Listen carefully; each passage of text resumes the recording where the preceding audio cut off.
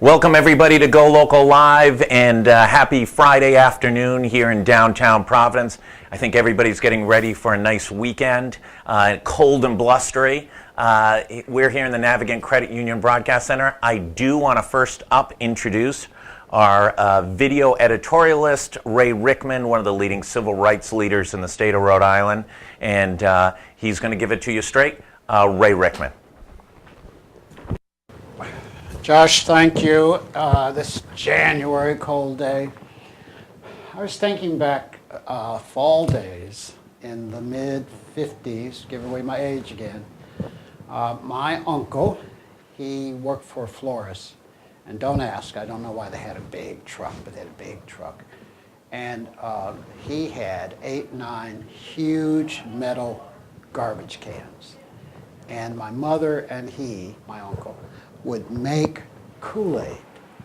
And I don't know where they got the ice. I don't know if they got it in the ice. You know, I'm a 5, 6, 7-year-old kid. I barely remember all this, except we went out to Michigan Avenue in Detroit. That's the big road, goes all the way to Chicago.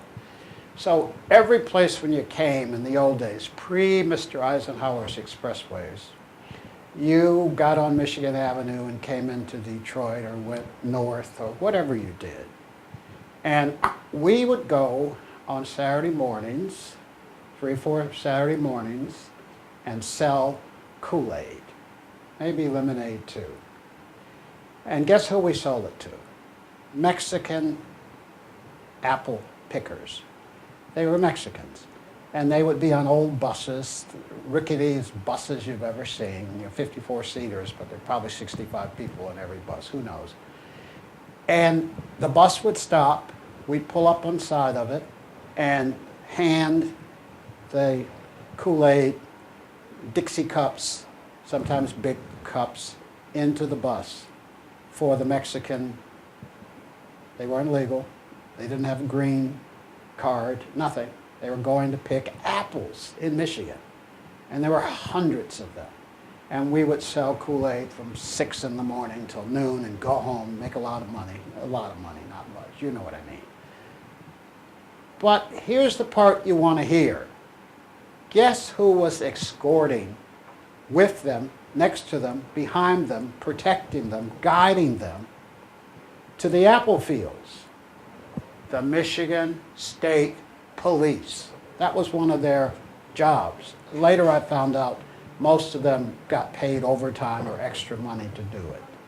And the apple growers, they paid it.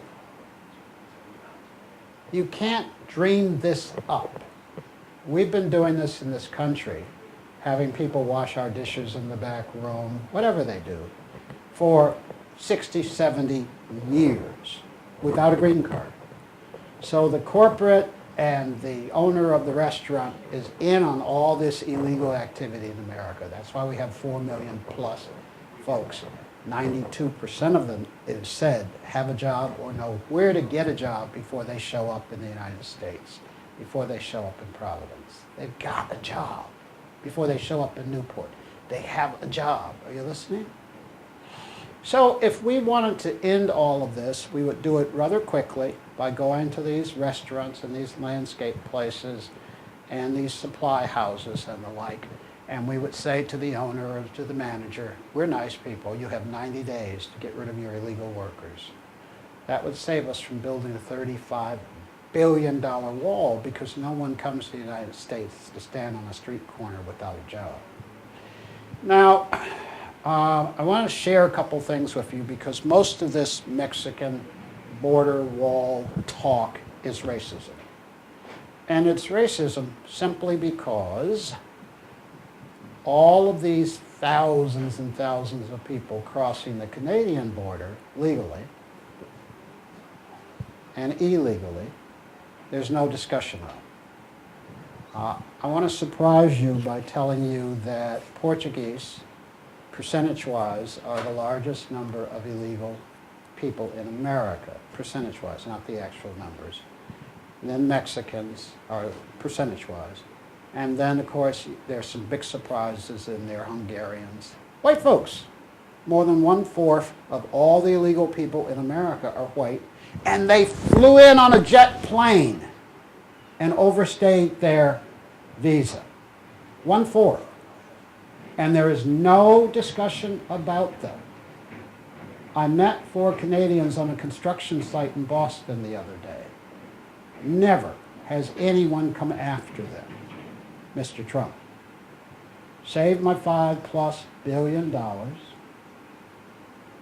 And if you're really serious about ridding America of illegal folks or making them stand in line for entry, I just told you what you could do.